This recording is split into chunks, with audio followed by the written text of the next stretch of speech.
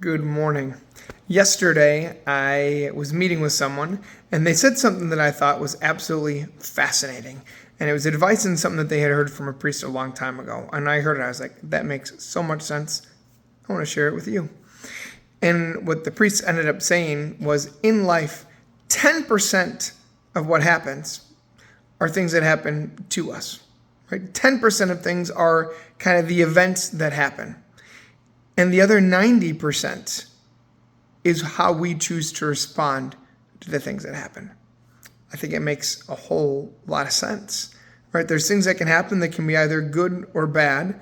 And when those good or bad things happen, regardless of whether it's good or bad, the biggest takeaway is, what are we going to do with that, right? If something good happens, we can choose to respond good or bad. If something bad happens, we can choose to respond good or bad, which means that whether good or bad things happened, we always have the potential to respond in a good way. Right? And that's what God asks us to do. St. Paul says in his letter to the Romans, it's Romans 8:28, he says, we know that all things work for good for those who love God.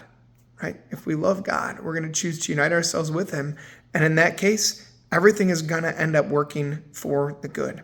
So if you've had something really bad happen over the last couple of days, or maybe yesterday, or maybe there seems to be something bad on the horizon that you're already bracing for, like, my gosh, I can't believe this thing's going to happen.